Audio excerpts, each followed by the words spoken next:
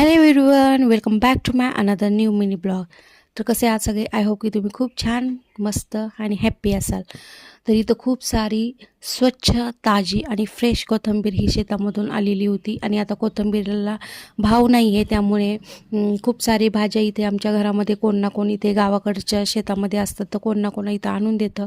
तर म्हटलं चला आज वेगळी काहीतरी रेसिपीत आपण ट्राय करूयात. तर इथे मी मस्त स्वच्छ अशी पहिली कोथिंबीर धुवून घेतली, त्यानंतर चिरून घेतली आणि स्वच्छ अशी निथळायला ठेवली.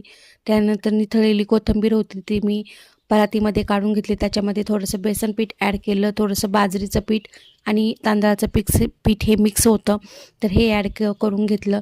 त्यामध्ये जो वाटलेला मसाला होता, लाल तिखट, मिरच्या, लसूण आणि जिरी हे मी याचं वाटण करून घेतलं होतं. तो वाटलेला मसाला हे मी याच्यामध्ये ॲड केला. आणि असं खूप सारं असं पीठ घेऊन तर मी ते सगळं असं मिक्स करून घेतलं, एकजीव करून घेतलं. आणि इतके हाताला ते हे होत होतं. नंतर ते एवढी लाल तिखट मिरची बघून हाताची एकदम अशी आगच झाली होती. कारण का मी असे कुठलीच रेसिपी आत्तापर्यंत मी ट्राय नव्हती केली. फक्त मी खायचं काम करत होते.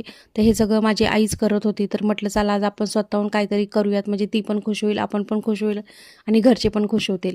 तर म्हटलं चला ट्राय तर करूयात, बघू जमलं तर जमलं, नाहीतर आई तर आहेच नंतर मग सावरायला सगळ्या गोष्टी.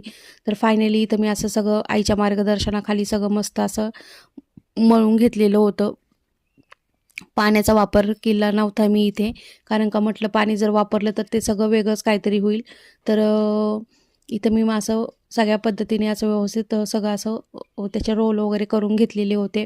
तर तेवढं तर जमतच होतं, कारण का ते तर मी यूट्यूबला वगैरे किंवा आई करताना तर पाहतच होते की कसं करतात काय ते. फक्त प्रॅक्टिकल कधी मी असं केलेलं नव्हतं. तर इथं फायनली मी असं करून घेतलं होतं सगळं रोल आणि खूप छान पद्धतीने झालं होतं. पण हाताची पूर्ण वाट लागली होती, कारण का हाताची पूर्ण आग होत होती. इथं फायनली असं मी करून घेतलं होतं. ते दिसायला पण ते व्यवस्थित दिसत होतं. आणि इथं मी नंतर चेक करून बघितलं तर ते शिजलं होतं.